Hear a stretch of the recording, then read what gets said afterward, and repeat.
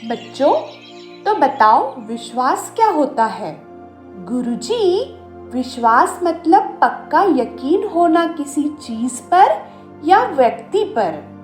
जैसे गुरुजी, मुझे इस बार विश्वास है कि इस बार मैं बहुत अच्छे अंकों से कक्षा को पार करूंगा, और ऐसा ना हो तो मेरा उस चीज से विश्वास टूट जाएगा, फिर कभी उस पर दोबारा भरोसा नहीं कर पाऊंगा। सत्य कहा। हमारा मन सदैव जिस पर विश्वास करता है तो यही चाहता है कि वो उसी हिसाब से हो जैसा हम चाहते हैं। किंतु जो सच्चे भक्त होते हैं उनका मन सदैव ही अपने ईश्वर पर पक्का विश्वास रखता है। पर ईश्वर हमारी सहायता ना करे तो उन पर कैसे विश्वास करे गुरुजी? इसका उत्तर मैं तुम्हें एक कहानी सुना कर देता हूँ। एक समय की बात है, जबलपुर नाम के गांव में मनसुखलाल का परिवार रहा करता था। वो गांव का सबसे साहूकार परिवार था। मनसुखलाल के 3 बेटे थे, नयन, केतन और रवि। रवि घर का सबसे छोटा बेटा था और अपनी माँ का सबसे लाडला भी था। दोनों बड़े बेटों की शादी हो चुकी थी। अब इसीलिए रवि की माँ छोटी बहू लाने की तैयारी कर रही थी।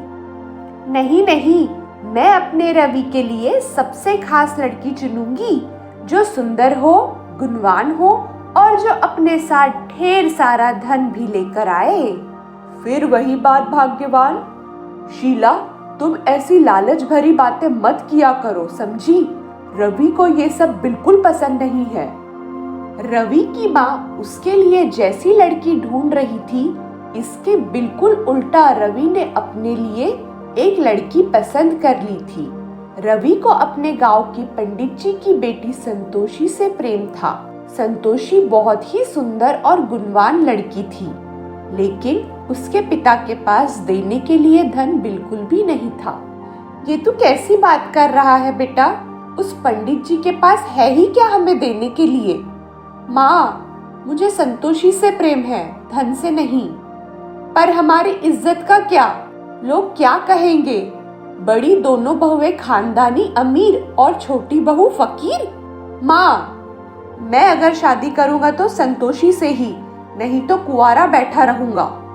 सोच लीजिए आप। रवि की भाभियां सुमन और कविता दोनों मन ही मन खुश हो रही थी कि छोटी बहू उनके सामने कभी कुछ नहीं बोल पाएगी, क्योंकि वो गरीब घर से है। रवि के जिद के आगे उसकी माँ को झुकना पड़ा और संतोषी इस घर की बहू बन गई। पर रवि की माँ ने उसे मन से स्वीकार नहीं किया था। ये तुम्हारे हाथ में लाल कपड़े से तुमने क्या ढका हुआ है? कोई कीमती जेवर है क्या? उससे भी कीमती है ये माँ जी। क्या है इसमें? छोटी बहू लाल कपड़ा हटाती है। ये दुर्गा माँ की मूर्ति है, यही मेरी सब कुछ है माँ जी। और तुम्हारे पास होगा भी क्या साथ ले आने को? संतोषी दुर्गा माता की सबसे बड़ी भक्त थी। उसे दुर्गा माँ पर असीम विश्वास था, पर उसके इतने अच्छे स्वभाव के बाद भी उसकी सास और जेठानी उसे हर वक्त ताना मारते रहती, उसे जली कटी सुनाती। दोनों बहुएं अपना सारा काम छोटी बहू से करवाती और खुद पूरे दिन आराम करती और अपने सास के कान भरते रहती।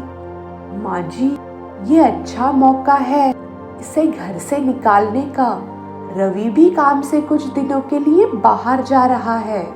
हाँ माँ जी, इसे इतना परेशान करेगी कि ये खुद ही यहाँ से चली जाएगी। हाँ, वैसे भी ये मेरे पसंद की छोटी बहू नहीं है।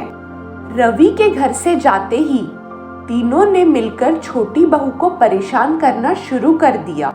उसे परेशान करने के लिए उससे ढेर सारे कपड़े धुलवाए जाते, बर्तन मंजवाए जाते, यहाँ तक कि उसे खाने भी नहीं दिया जाता था। संतोषी इतनी तकलीफ में थी, किंतु उसका विश्वास माँ दुर्गा से रत्ती भर भी कम नहीं हुआ। संतोषी प्रतिदिन उनकी आराधना करती, उनकी आरती करती और खुद ना खाकर माँ दुर्गा को भोग लगाती। न जाने कैसी पागल है ये, इतने कष्ट सहन कर रही है फिर भी इसे लगता है कि ये दुर्गा माँ की मूर्ति उसकी रक्षा करे। वो कहते हैं ना, विश्वास से बड़ा कोई हथियार नहीं होता। संतोषी का माँ दुर्गा पर यकीन इतना पक्का था कि उसने कभी भी माँ से शिकायत नहीं की। इतने कष्ट के बाद भी सदैव हंसते हुए उनकी आराधना करती रही। एक दिन संतोषी काम करते करते थककर बेहोश हो गई और जमीन पर गिर पड़ी। एक सुंदर सी स्त्री, मुख पर तेज, बड़ी सी आंखें और काजल लगा हुआ साड़ी पहने, और जब उसकी आंखें खुली तो वो उनकी गोद में सोई हुई। आप कौन हैं? मैं रेवा हूँ पुत्री। तुम्हारे पिता ने मुझे तुम्हारी सहायता के लिए तुम्हारे पास भेजा है। तुम अब बिल्कुल भी चिंता मत करना, मैं सब संभाल लूंगी। रेवा संतोषी का सारा काम चुटकियों में कर देती थी। सारे कपड़े, सारे बर्तन, खाना और तो और संतोषी को माँ जैसा प्यार भी देती थी। लगता है इस माँ जी का भी कुछ करना होगा, इसे तो मजा चखाना ही पड़ेगा। सुमन और कविता अपनी सास को लेकर संतोषी को मारने के लिए जब उसके कमरे में आई, तब उन्होंने देखा उससे उनका हृदय परिवर्तन हो गया। उन्होंने देखा कि रेवा माँ दुर्गा के रूप में है और संतोषी उनके गोद में सो रही है। उनकी आंखों से अश्रु की धारा बहने लगी।